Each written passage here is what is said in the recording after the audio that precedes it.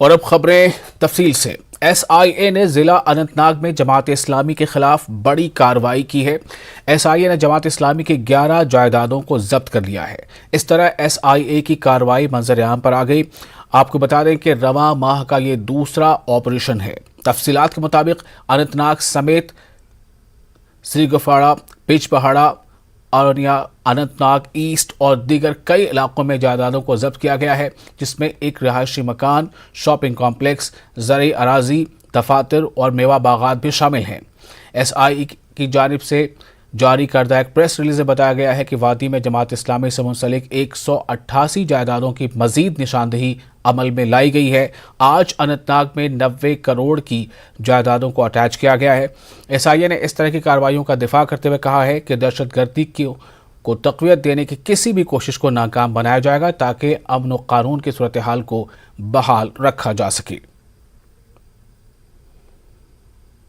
को लेकर SIA ने फिर आज जनूबी कश्मीर के अनंतनाग जिले में मुख्तलिफ मकामात पर रेड्स डाले और बताया जा रहा है कि अनंतनाग जिले के 5 तहसीलों में 11 प्रॉपर्टीज को सीज भी किया गया है। और हम इस वक्त ऐसी एक प्रॉपर्टी के नज़दीक है जहां पर आप देख सकते हैं कि किस तरह से इसको जो है अटैच किया गया और बाज़ाब्ता तौर पर ये प्रॉपर्टी जो है जमात इस्लामी की थी और इसमें जो नोटिस बोर्ड लगा दिया गया है। आप देख सकते हैं कि by the orders of DM Anantnag this property of Jamaat Islami notified as unlawful association falling in town Anantnag under khasra this has been attached by the SIA। और इस पे जो है FIR नंबर्स भी दिए गए हैं और ये कहा गया है कि जो ये FIR नंबर है ये पुलिस स्टेशन बटमालू में जो है अभी रजिस्टर है और वहाँ पर जो है SIA इन मामलात की जो है छानबीन कर रही है और जिसके तहत इन प्रॉपर्टीज़ को फ़िलहाल के लिए जो है अटैच कर दिया गया है। और हम आपको बता दें कि न सिर्फ ये प्रॉपर्टी बल्कि यहाँ पर एक जो बिल्डिंग है इसको भी अटैच कर दिया गया है। और इसके अलावा श्रीगुफवाड़ा की अगर हम बात करेंगे या बिजबहाड़ा या फिर अनंतनाग ईस्ट यानी कि शांगस इलाके में जो प्रॉपर्टीज़ है उनको फ़िलहाल के लिए अटैच कर दिया गया है। और ये बताया जा रहा है कि जो ये प्रॉपर्टीज़ है ये जो बैंड आउटफिट जमात इस्लामी है उनसे मुंसलिक थी और जो मुख्तलिफ केसेस मुख्तलिफ FIRs टेरर फंडिंग मामलात में दर्ज हैं, तो उस हवाले से ये तहकीकात के सिलसिले में इन प्रॉपर्टीज़ को फ़िलहाल जो है सील कर दिया गया है। और सोर्सेज की अगर माने तो ये रेड्स जो है आइंदा दिनों में कंटिन्यू रहेंगे और मुख्तलिफ जो अजला है वहाँ पर भी ये रेड्स डाले जा सकते हैं। न्यूज़ 18 के लिए अनंतनाग से मुदस्सिर कादरी। और खबरों में आगे बढ़ते हैं। इलेक्टोरल लिस्ट के ताल्लुक से NC के चीफ तर्जुमान तनवीर सादिक से खास बातचीत की है हमारे नुमाइंदे शब्बीर मीर ने। तो कल जब पता चला कि कोई 7,70,000 के करीब इंक्रीज हुआ है इलेक्टोरल रोल्स में, तो हर किसी कंस्टिट्यूएंसी वाइज हम इसको स्टडी कर रहे हैं कि इसके इम्प्लीकेशंस और बाकी चीजें क्या होंगी। पर देखिए, अब जब ये सारा प्रोसेस कंप्लीट हो गया, इनकी मनमर्जी की तरह से सारा कुछ कंप्लीट हुआ, अब मैं आपके जरिए इलेक्शन कमीशन से एक सवाल पूछना चाहता हूं कि कश्मीर के जम्मू कश्मीर की जो आवाम है वो इलेक्शन कब एक्सपेक्ट करे, वो कब एक्सपेक्ट करे कि उनके चुनिंदा और उनके जवाबदारी वाली सरकार आए। आपने कहा इनकी मनमर्जी मुताबिक, आशंकाएं थी कि 25 लाख ऐड होंगे, मनमर्जी मुताबिक उस तरह के वो जो कंस्पिरेसी थ्योरीज हैं वो सच साबित नहीं। जब मैंने कहा इनकी मनमर्जी, बहुत पहले से ही, चाहे वो डिलिमिटेशन हुआ हो, चाहे फिर वो ये सारा कुछ, क्योंकि कुछ ना तो कोई बहाना तो था ना लोगों को डिप्राइव करना कि उनकी डेमोक्रेटिकली इलेक्टेड गवर्नमेंट हो। अब मैं कह रहा हूं जो भी अब हुआ कंप्लीट हो गया। अब इसी हमें ये बताएं कि जम्मू कश्मीर की जो अवाम है वो इलेक्शन कब एक्सपेक्ट करे। और जहां तक लोगों का इलेक्टोरल रोल्स में हिस्सा लेने की बात है, हम लोगों ने तो एक कैंपेन किया कि हर कोई बाहर आकर इसमें रजिस्टर करे अपने आप को। हम ये चाहते हैं कि अब 4.5 साल हो चुके हैं, 4.5 साल के बाद भी जम्मू कश्मीर की आवाम हैज बीन डिप्राइव्ड उनका एक इलेक्टेड गवर्नमेंट, कोई रिस्पॉन्सिव गवर्नमेंट के लिए। अगर आज भी, अब जब ये सब कुछ कंप्लीट हुआ, हमारा तो सवाल यही होगा, जो लोगों का सवाल है कि भाई हमें कब वो टाइम मिलेगा जो हम अपनी चुनिंदा सरकार लाए, रिस्पॉन्सिव सरकार। हमने कभी ये नहीं कहा कि यहाँ के जो नौजवान हैं उनके जॉब्स इंपॉर्टेंट हैं, बिल्कुल इंपॉर्टेंट है। हमारा फिर ये सवाल होता है कि 2019 से अभी तक कौन सा ऐसा रिक्रूटमेंट हुआ, कौन सी ऐसी जॉब पैकेज आया जम्मू कश्मीर के लोगों के लिए। क्योंकि हमें तो यह बताया गया था 2019 के बाद यहाँ के जो नौजवान हैं उनके लिए बेरोजगारी खत्म हो जाएगी, उनके जॉब्स वापस आएंगे। अब मुझे ऐसे बताइए, जो भी पिछले कोई जॉब, जो भी एडवर्टीजमेंट हुआ था उनको कैंसिल किया गया। तो इसीलिए हमारा फिर से वही होगा कि जो जो वादे किए थे वो तो पूरे नहीं किए। अब जो चुनिंदा सरकार है वही अपने वादे जो है वो पूरे करे। और जम्मू कश्मीर की हतमी इंतखाबी फहरिस्त पर PDP तर्जमान सुहेल बुखारी ने भी अपना रद्द-ए-अमल जाहिर किया। उनसे खास बातचीत की हमारे नुमाइंदे शब्बीर मीर ने। प्रोसेस को सस्पेक्ट बना दिया गया, इसको मशकूक बना दिया गया खुद अथॉरिटीज की तरफ से, जब no less than the chief electoral officer of Jammu and Kashmir में 25 लाख ऐड होने हैं। तो इस प्रोसेस को लेके खदशात तो थे, अब तो नहीं। अब चूंकि नंबर्स आए, देखिए बहुत इंपॉर्टेंट ये रहेगा कि ये जो हमें कहा जा रहा है कि 7 से 8 लाख नए वोटर्स में जुड़े हैं, तो इसका ब्रेकअप क्या है? यानी ये जो 8 लाख या 7.5 लाख हैं, इसमें से वो वोटर्स कितने हैं जो कि असलन स्टेट सब्जेक्ट्स थे, और वो कितने हैं जो शायद स्टेट सब्जेक्ट नहीं थे लेकिन वो वोटर बन गए हैं। मतलब अभी भी आप ढूंढ रहे हैं कुछ ना कुछ निकल आए? नहीं, हम नहीं ढूंढ रहे हैं। 7 दरअसल लाख तो अपने ही वोटर हो सकते हैं। नहीं हो सकते हैं, लेकिन ये इंपॉर्टेंट है ना कि हमको देखना है। देखिए, शायद ये सवाल आप ना पूछते, मैं ना पूछता, अगर खुद जो अरबाब हल्लो अक़द खुद ऐसे तासुरात क्रिएट ना करते, मशकूक ना बना देते, जब वो आके प्रेस कॉन्फ्रेंस देते हैं जी हमें जी 25 लाख वोटर्स इसमें ऐड होने हैं, तो ये मसला प्रॉब्लम ये है कि उन्होंने खुद इसको मशकूक बना के रख दिया। मसला ये है कि इस हुकूमत से आप बहुत ज्यादा रैशनैलिटी के बेसिस पे ज्यादा एक्सपेक्टेशन नहीं रख सकते, क्योंकि ये जो बयानात देते हैं, जो इनकी सोच है, वो अपने आप में तजाद है। आप खुद जानते हैं, कहीं जाके ये लोग बोलेंगे कि देखिए यहाँ पे हमने सिक्योरिटी सिचुएशन एकदम बढ़िया बना दिया है, दूसरे प्लेटफॉर्म पे जाके बोलेंगे देखिए जी अभी हालात ठीक नहीं है, जब हालात ठीक हो जाएंगे फिर इलेक्शन करेंगे, फिर स्टेटहुड देंगे।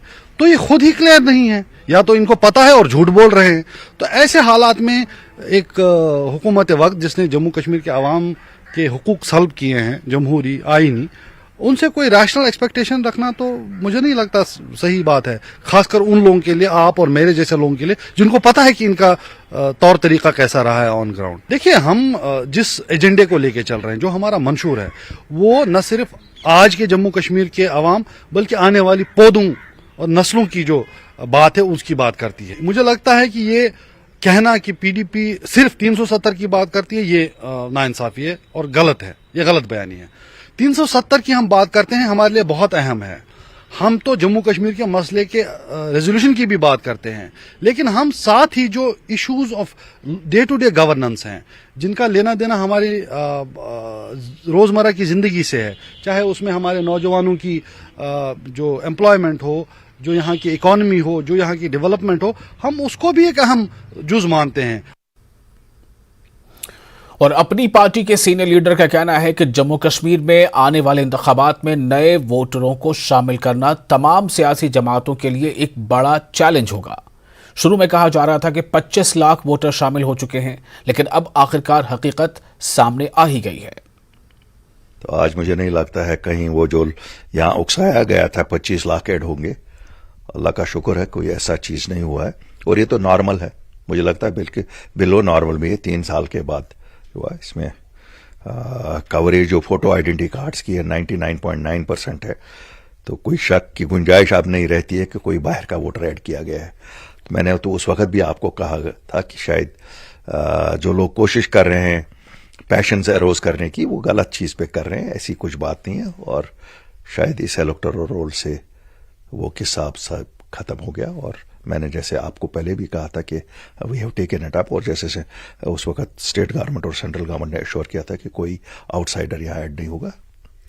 बहरहाल अच्छी बात है, उनका जो स्टेटमेंट था उसी के मुताबिक जो फाइनल इलेक्टोरल रोल आया वो भी हमने देखा। आज की बार पूरी एक्सरसाइज एक हुई है। आज जितने BLOs काम कर रहे थे और जितने एक्टिवली कर रहे थे, मैं उनको मुबारकबादी देना चाहता हूं जिस तरह से उन्होंने एडिशंस जो की हैं। और इसमें जाहिर था यंगस्टर्स ही ज्यादा ऐड होंगे। ये यंगेस्ट वैसे ही यूथ एक चैलेंज है, किसी भी आने वाली सरकार के लिए यूथ ही चैलेंज है। मुझे उम्मीद है कि चैलेंज जहां एक ये चैलेंज है, यही एक अपॉर्चुनिटी भी है, क्योंकि दीज न्यू इलेक्टोरल फेसेस जो इसमें रोल्स में जो आ गए हैं, अब जो वोट एक्सरसाइज करेंगे, मुझे लगता है ये जवाब इलेक्शन कब होंगे, हमारे पास तो ये जवाब नहीं है। क्योंकि ये तो ऐसी बात है कि खाली गवर्नमेंट ऑफ इंडिया ही कह सकती है कब करने के मूड में। हमें नहीं लगता है उन्हें कोई भी शौक है यहाँ डेमोक्रेसी, ग्रास रूट बहाल करने की, लोगों को अपनी सरकार देने की मुझे नहीं लगता है। ये तो हम तो चाहते हैं जल्द से जल्द हो, लेकिन जहां तक सब इंडिकेशंस लगती हैं, मुझे नहीं लगता है कोई मूड है यहाँ जो प्राइमरीली तो ये बीजेपी क्योंकि बैक सीट ड्राइविंग कर रही है, उनका कोई मूड है वो छोड़ने को, यहाँ जो उन्होंने इक़्तिदार पे कब्जा किया है 2018 से, वो छोड़ने के लिए तैयार नहीं है। तो क्या करें, लोगों की बदकिस्मती है। कांग्रेस पार्टी के चीफ तर्जुमान रविंद्र शर्मा ने नए वोटरों की शमूलियत का खैर मकदम किया है, लेकिन साथ ही इन वोटरों से भी सवाल उठाए हैं जो दस्तावेजात की अदम दस्तयाबी की वजह से फहरिस्त में शामिल नहीं हुए हैं। कांग्रेस पार्टी ने जम्मू कश्मीर में कबल अज वक्त इंतखाबात का मुतालबा भी किया।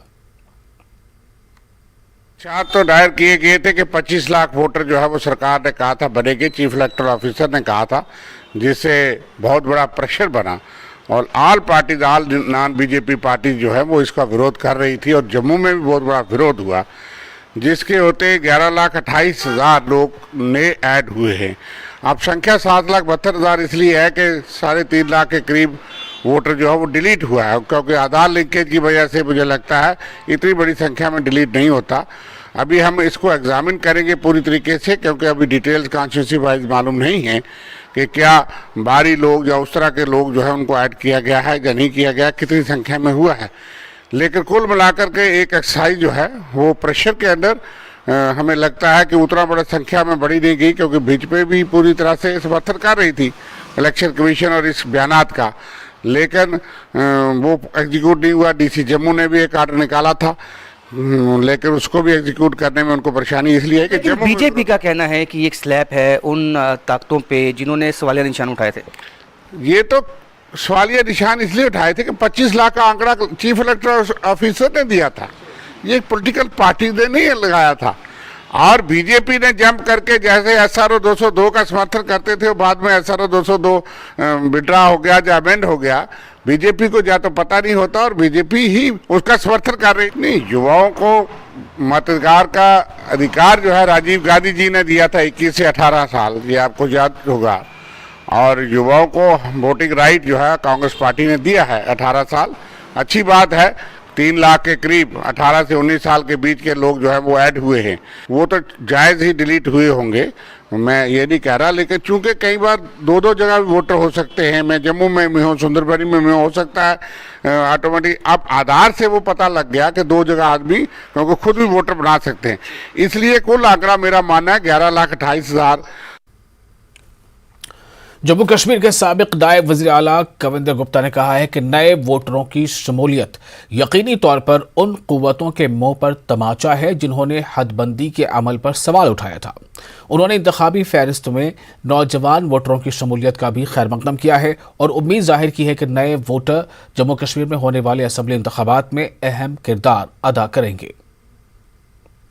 नई मतदाता सूची में जो 7 लाख से ज़्यादा वोटर जोड़े गए हैं, 3 लाख से ज़्यादा युवा है, किस तरह से इसको देखते हैं?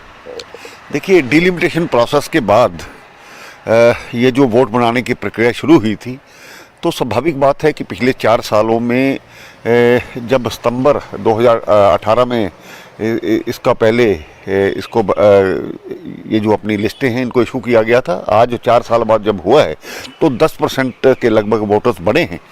तो मुझे लगता है ये प्रक्रिया में जिन लोगों ने भी मेहनत की है उनको भी साधुवाद है, और इसके साथ ही एक जम्मू कश्मीर में जो एक ये अनुमान लगाया जा रहा था और विपक्षी जिस प्रकार से ये बात कर रहे थे कि 25 लाख वोटर बाहर से ला करके वोटर बनाए जाएंगे, उनके मुंह पर ये तमाचा है।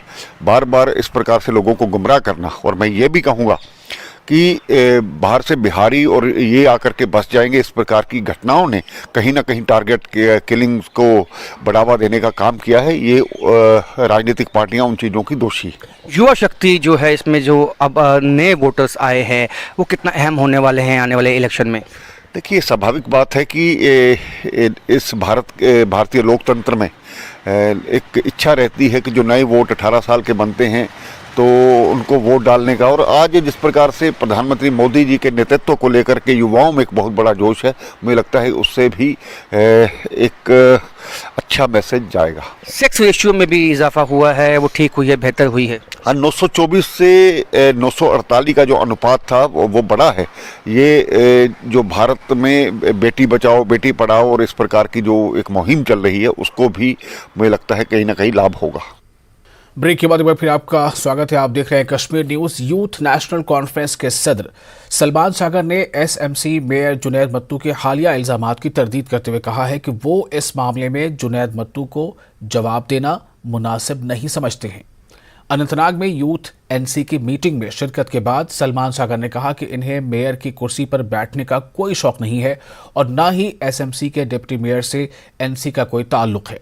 इस मौके पर डॉक्टर बशीर वेरी, एडवोकेट मजीद लारमी, एडवोकेट रियाज खान और सैयद सबा के अलावा दीगर लीडरान भी मौजूद रहे। लीडरान ने यूथ कारकुनों से पार्टी एजेंडा को कॉलेज सतह के तालिब इल्मों तक पहुंचाने की तलकीन की है ताकि कश्मीर में नौजवान सियासत को तक़वियत दी जा सके।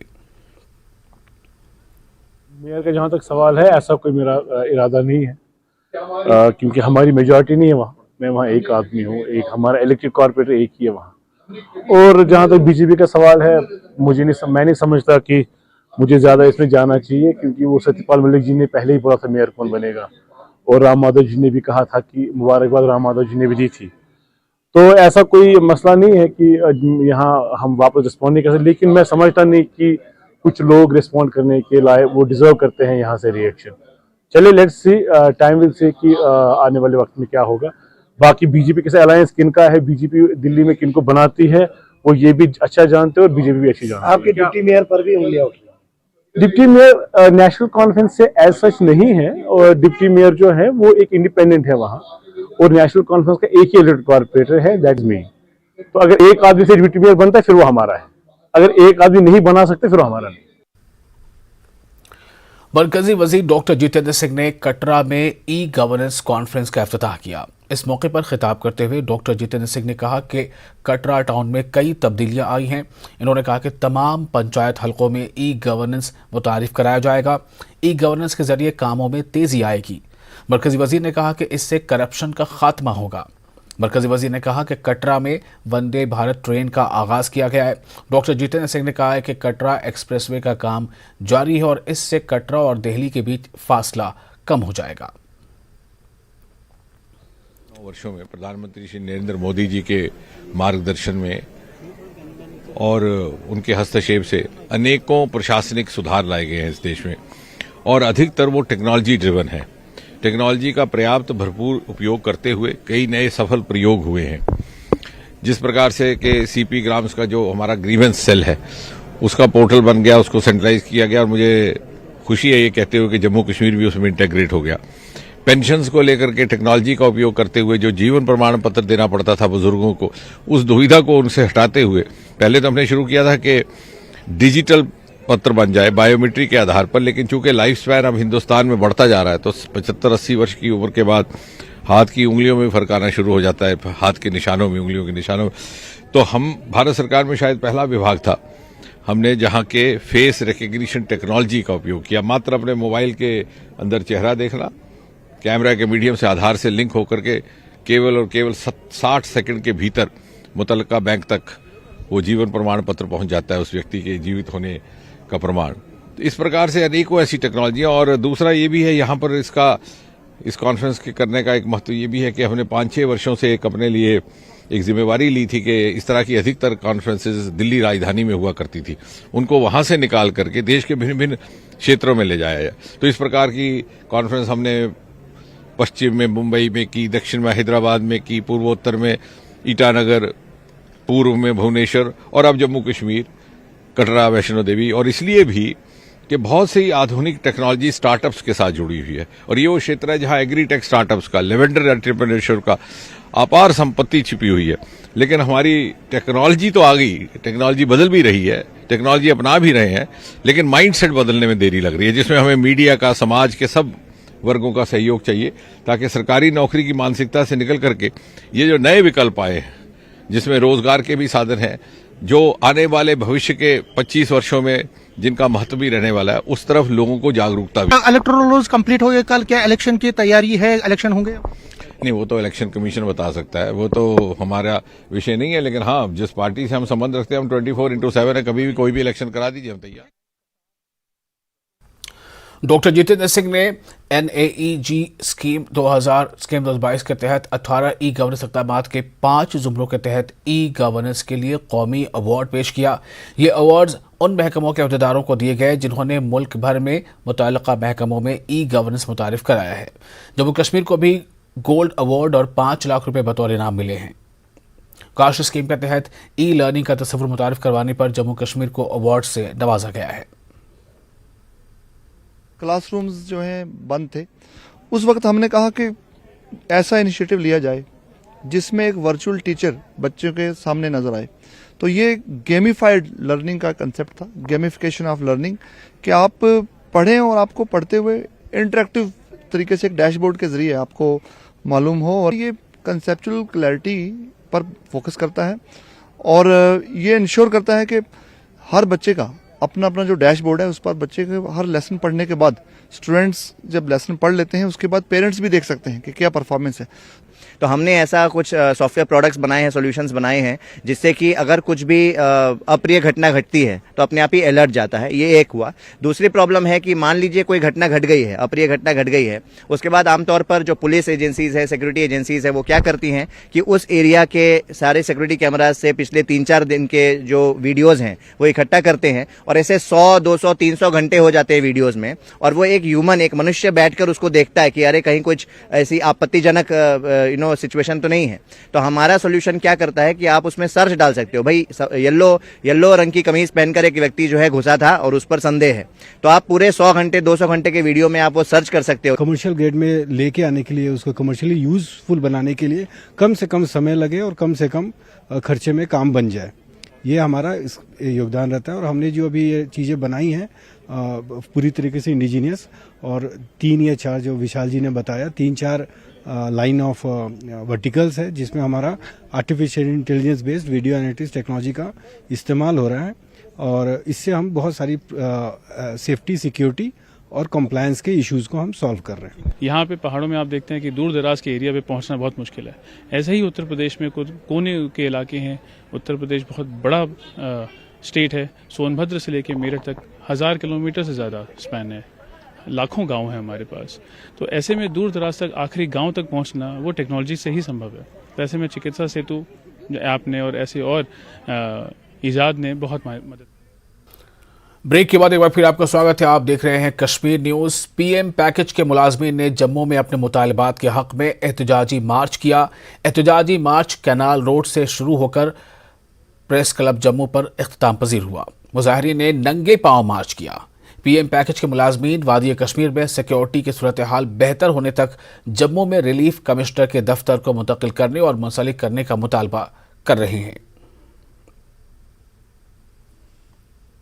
तहत काम करने वाले कश्मीरी पंडित माइग्रेंट मुलाजमीन जो हैं वो कई माह से एहतजाज कर रहे हैं। उनकी लगातार ये डिमांड है कि कश्मीर वादी में जब तक हालात ठीक नहीं होते उन्हें वहाँ जाने के लिए मजबूर नहीं किया जाना चाहिए। जहाँ उन्होंने कई बार धरना प्रदर्शन किए, आज एक बार फिर सड़कों पे आए। और आज ख़ास बात इसमें जो है वो ये है कि ये कश्मीरी पंडित जितने भी लोग यह एहतजाजी हैं ये नंगे पाँव सड़कों पे आए हैं। इनसे बात करेंगे, हम इनसे पूछेंगे कि आखिर ये जो तरीका इन्होंने आज अपनाया है कि नंगे पैर वो सड़कों पे आए हैं, उसका क्या मतलब है, वो क्या संदेश देना चाहते हैं। आप नंगे पाँव क्यों आए हैं, क्या मैसेज देना चाहते हैं? देखिए, ये पिछले 199 दिनों से जो हमारे साथ पीड़ा और दर्द इस एडमिनिस्ट्रेशन ने दिए हैं, तो उनके जो कान और आंखें हैं मुझे लगता है वो बंद है। आज अगर वो देख रहे होंगे कि ये जो एम्प्लॉय की जो पीड़ा और दर्द है, आज हम नंगे पाँव इसलिए आए हैं कि ताकि उनको कहीं ना कहीं एक सहानुभूति उनके दिलों में भी जग जाए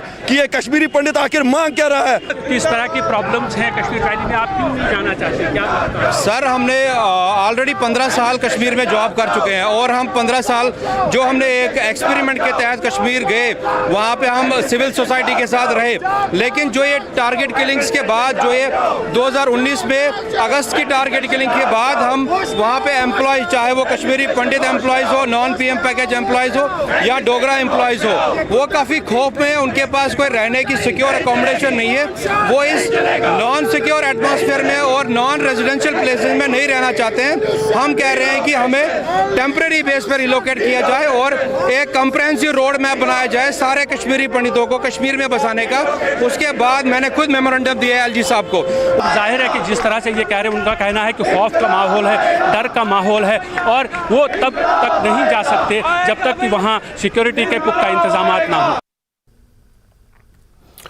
और अब बात कुछ मौसम पे कर लेते हैं। Deputy director met Mukhtar Ahmad का कहना है कि फिलहाल जम्मू कश्मीर के बेशतर मकामात पर मौसम आम तौर पर अब्र आलूद रहेगा और वादी में कुछ जगहों पर हल्की बारिश होने के इम्कानात भी मौजूद हैं, लेकिन बर्फबारी का कोई इम्कान नहीं है। उन्होंने कहा कि नवंबर के आखिर तक मौसम बुनियादी तौर पर जम्मू कश्मीर और खित्ते लद्दाख में खुश्क रहेगा, ताहम जम्मू कश्मीर और लद्दाख में सर्दी की सूरत हाल बरकरार रहेगी।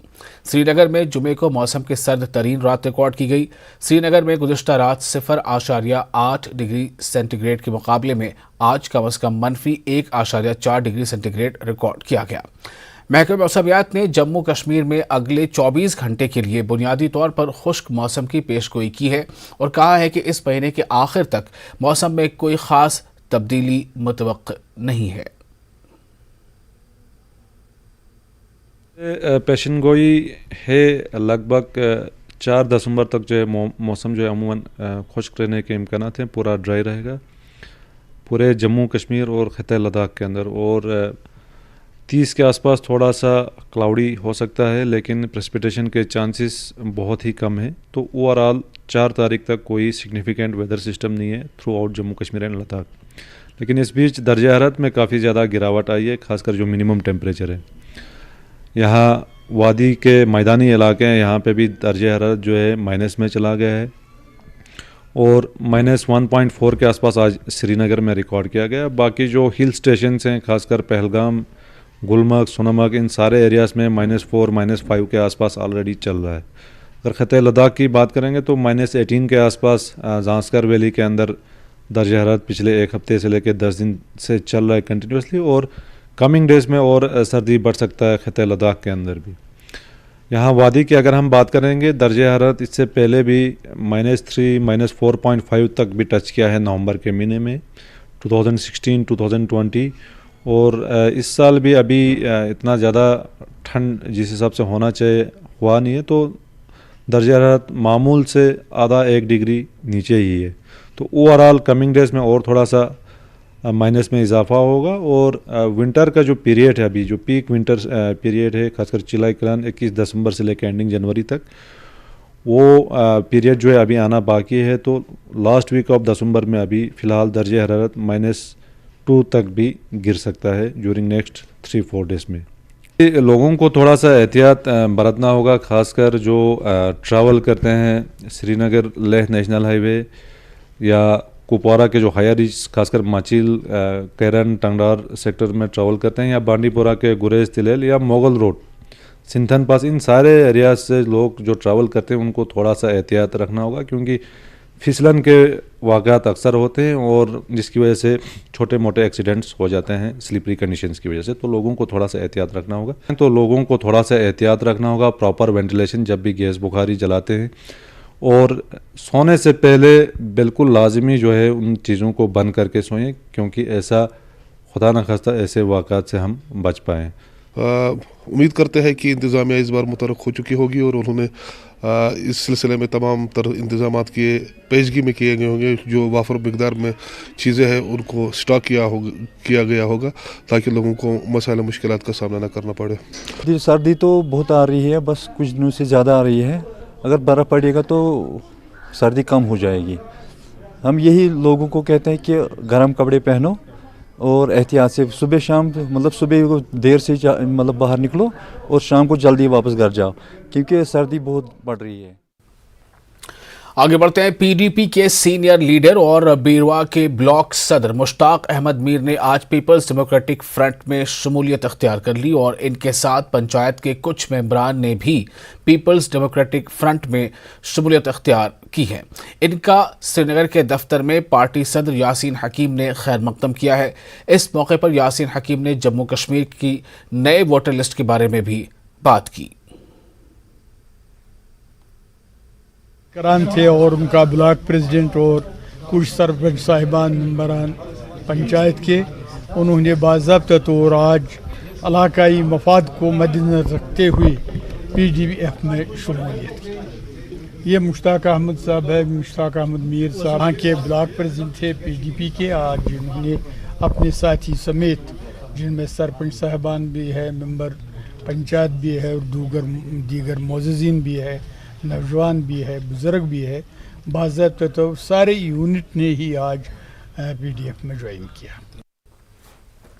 4 साल के बाद बार एसोसिएशन ऑफ जम्मू ने दोबारा खेलों की सरगर्मियों को जिंदा किया है।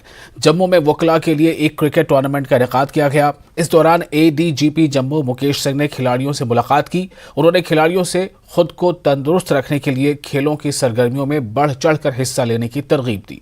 न्यूज़ 18 से बात करते हुए जम्मू बार एसोसिएशन के सदर MK भारद्वाज ने कहा कि अगरचे गुज़िश्ता 4 सालों से खेलों की सरगर्मियां रुकी हुई थी, लेकिन फिर से इसे शुरू कर दिया गया है। ये ट्रेडिशन बहुत से सालों से पुरानी चलती आ रही है। बीच में कोविड की वजह से 4 साल से जो मुझे पता चला कि ये इवेंट्स, स्पोर्ट्स इवेंट्स नहीं हो पाए। जब मैं इलेक्ट हुआ तो इलेक्शन के बाद हमारी टीम को भी ये फील हुआ, बीच में कोविड की वजह से आपको देखा होगा ऑनलाइन हमारा काम हो गया था। हम घर से डिसाइड किया जी हमने इस बार स्पोर्ट्स जो मीट है ये करवानी ही करवानी है। पाक मकबूजा कश्मीर से बेघर होने वाले मुहाजिरीन आज भी गुर्बत की जिंदगी गुजारने पर मजबूर हैं। हुकूमत की जानिब से इन्हें इमदादी रकम देने की कोशिशें तो की गई, लेकिन ज्यादातर खानदानों को इसका फायदा नहीं मिल सका। पेश है राजन वैद की ये रिपोर्ट।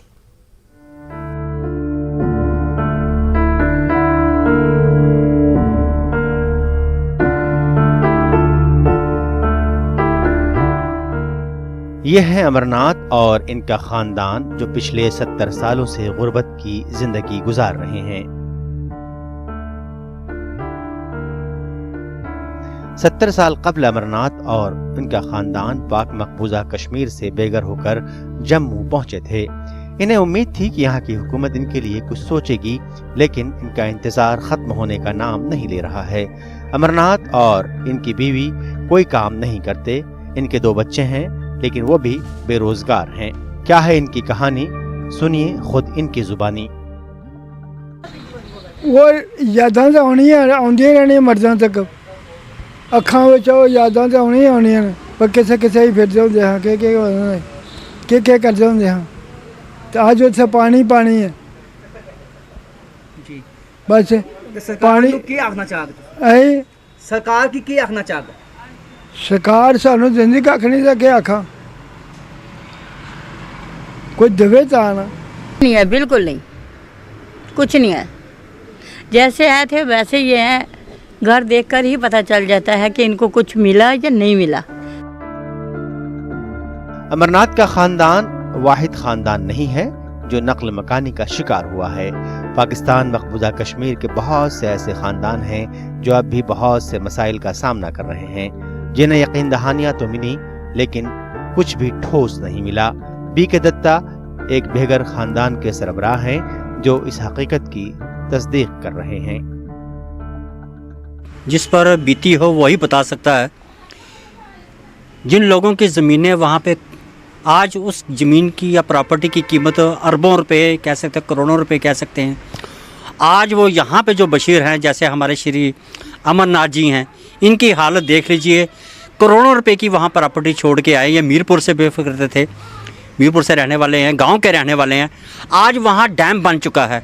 क्या वहाँ डैम में रहने जाएंगे रहने के लिए? वहाँ जहाँ पानी है, इनको क्या मिला है?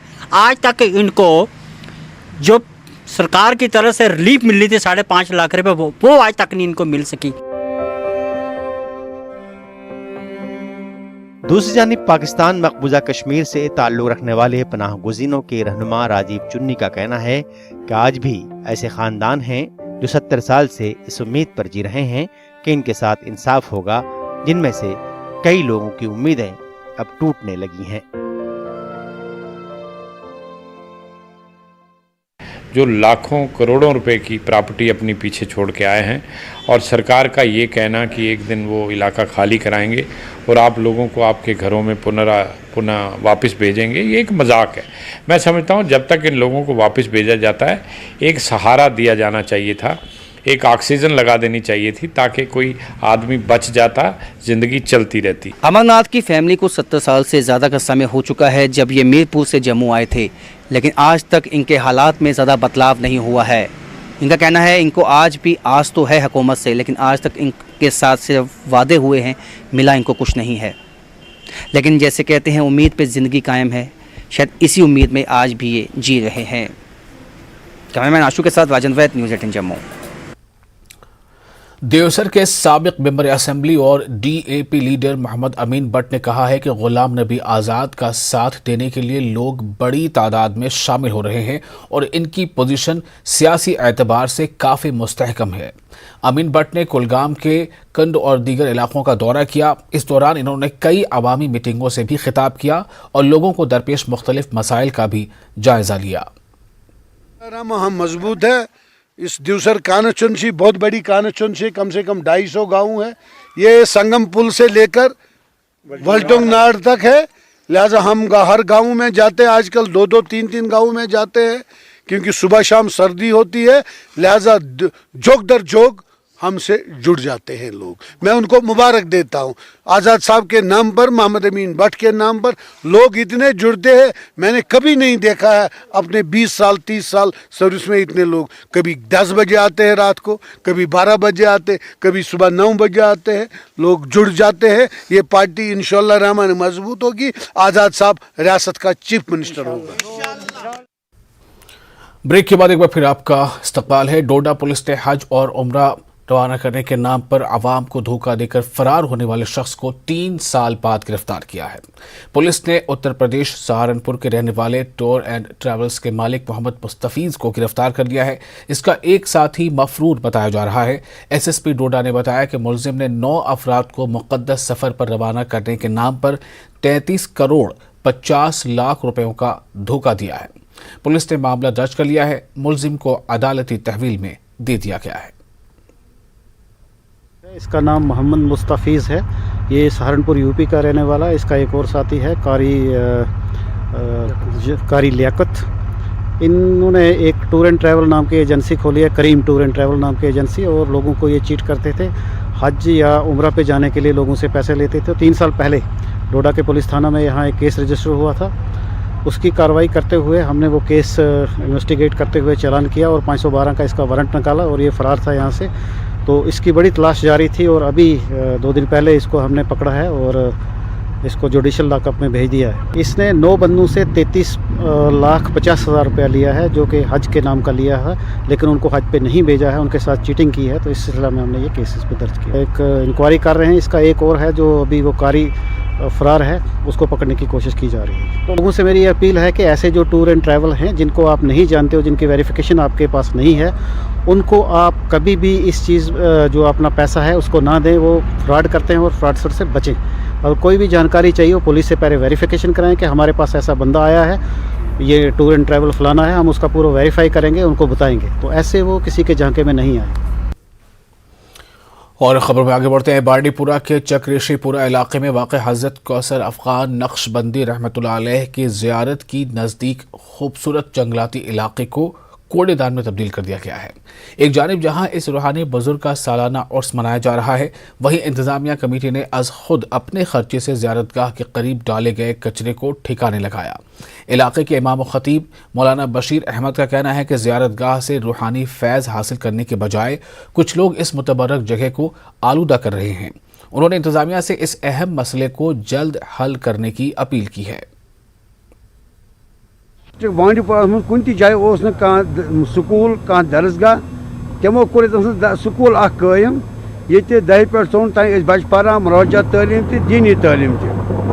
तो तिहंद एतस रोजन सतन बने यह जाए मुतबारक जाए, मगर अफसोस मकान इंतजामिया पे अवामस पे आस पास रोजन वल जरा पर शऊर यह कहीं कि ये मुतबारक जाए अंद क्या त्रो डायपर ये क्या त्रो ोट मकान पे आलिशान बनावन तमुक ोट आ त्रो कोचन दोन मज और रूद बुदस तूर इथे पे।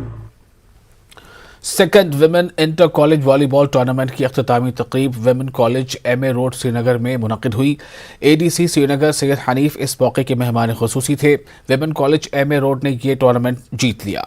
एडीसी ने कहा कि हम खेलों में लड़कियों की शिरकत से काफ़ी खुश हैं और ये भी कहा कि जो लोग मंशियात की लत में मुलव्विस हैं उनको अछूत न समझा जाए और इस लत को छोड़ने में उनकी मदद की जाए। फंक्शन का तो इस मौके का भी फ़ायदा उठा के हमने अपनी बेटियों को यही मैसेज दे दी कि सब कुछ बर्दाश्त हो सकता है कम से कम हमारी सोसाइटी में, लेकिन अगर कोई ये बोले कि कोई लड़की ड्रग्स में मुलव्वस है तो ये कहर बन के मैसेज आती है माँ बाप पे या फैमिली पे या ख़ानदान पे कि अगर ऐसा सुनने में आए कि एक बच्ची हमारी इस दर्द में आ गई है। लेकिन माशाल्लाह यहाँ वुमेंस कॉलेज में तो ऐसा कुछ हमें देखने को कभी मिला नहीं। जिला बडगाम के पोगाम इलाके के मकीनों ने प्रेस कॉलोनी श्रीनगर में एहतजाज किया। इन्होंने महकमा जल शक्ति पर इल्ज़ाम लगाया कि इन्हें फिल्ट्रेशन प्लांट फराहम नहीं किया जा रहा है। उन्होंने कहा कि घरों में नलकों का पानी महफूज और पीने के काबिल नहीं है, जिसकी वजह से बीमारियां फैल रही हैं। फिल्ट्रेशन प्लांट का काम शुरू करने के लिए मुतअल्लिक़ा महकमे से नुमाइंदगी की, लेकिन मसला हल नहीं किया गया। इन्होंने हुक्काम से इलाके में साफ और शफाफ पीने का पानी फराहम करने की मांग की है। पानी पी रहे, लेकिन मुझे नहीं लगता कि वो पानी हम वॉशरूम में भी यूज़ कर सकते हैं। इस पानी से इतना इफेक्ट पड़ा हुआ है, जो हमारे छोटे बच्चे हैं ना और हमारे 75 ईयर्स ओल्ड जो है उनको कांबल हो चुकी है। मैं कह रहा हूँ कि अगर हमारा मेडिकल टीम वहाँ पे कंसर्न आए, वो चेक करे वहाँ पे, उनको बजाती खुद पता चले कि नहीं क्या हुआ है इनके साथ। लेकिन जिस ठेकेदार को इन्होंने टेंडर दिया है, ये ऑलरेडी डीडीसी मेंबर जो हमारे साहिबा है उन्होंने लिख के दिया है, बोला नहीं ये फिल्ट्रेशन प्लांट में बनना चाहिए। उसके बाद ये ठेकेदार साहब का है, जो ठेकेदार साहब ब्लैक लिस्ट में पड़ा हुआ है। अब वही ठेकेदार साहब इस प्लांट का काम कर रहा है। मैं जा रहा हूँ एक्जन साहब के पास, एई साहब के पास, वो टाल मटोल कर रहे हैं, हमें मुँह में मिठाई रखते हैं। भाई मैं कह रहा हूँ कि हाथ जोड़ के मैं आज एलजी साहब से कहना चाहता हूँ, एलजी साहब प्लीज़ हमें इंसाफ दे दो। हम एडमिनिस्ट्रेशन से गुजारिश करना चाहते हैं, हम पे इंसाफ करो। खुदारा हमारा भी सोचो ना, हमारे मासूम बच्चों। अखिल का एक अहम पुल जो दर्जनों देहातों को जिला गांधरबल के कंगड़ इलाके के सब डिवीजन से मिलाता है, गुज़िश्ता 12 सालों से तकमील का मुंतजर है। इस पुल की मंजूरी साल 2008 में दी गई थी, ताहम इस पुल की तकमील में ताख़ीर से लोग बेजार हैं। महकमे R&D की जानिब से पुराने पुल को कई बार गैर महफूज करार दिया गया है, ताहम बाद में इलाके में मकामी लोगों के एहतजाज के बाद इसे हल्की मोटर गाड़ियों के लिए खोल दिया गया। मकामी लोगों ने इल्ज़ाम लगाया कि यह पुल कई जमातों के लिए बरसों से सियासी वोट बैंक बना हुआ है और लेफ्टिनेंट गवर्नर से इस मामले पर गौर करने की अपील की है। 30 साल से इसी तरह अधूरा पड़ा है। इसमें 4-5 गांवों की पब्लिक जो है वो सफ़र हो रही है। नीला, नजवन, गौसीमाला, कुनमुल्ला, चाक, अकाल, तमाम पब्लिक सफ़र है। 30 साल से कभी आधा घंटे के लिए खुर करते हैं, उसके बाद कुछ नहीं है। हुकूमत ने भी बहुत इसमें सरगर्मी से काम पहले किया था। जो आप देख रहे हैं आधा पुल बना, अभी आधा बाकी है, कुछ फंड्स की कमी है। लेकिन अब जो कि लेफ्टिनेंट गवर्नर ऑनरेबल हमारे मनोज सिन्हा साहब ने लास्ट टाइम एक वो दे दिया है कि स्पीड और ट्रांसपेरेंसी से हम काम करेंगे। हम गवर्नमेंट से अपील करते हैं कि उस ऑर्डर को, उस मिशन को मद्देनज़र रखते हुए स्पीड और ट्रांसपेरेंसी से हमें भी इस डेवलपमेंट के दायरे में रखा जाए। और इसी के साथ कश्मीर न्यूज़ में फ़िलहाल इतना ही। आप बने रहे न्यूज़ 18 जम्मू कश्मीर, लद्दाख, हिमाचल के साथ।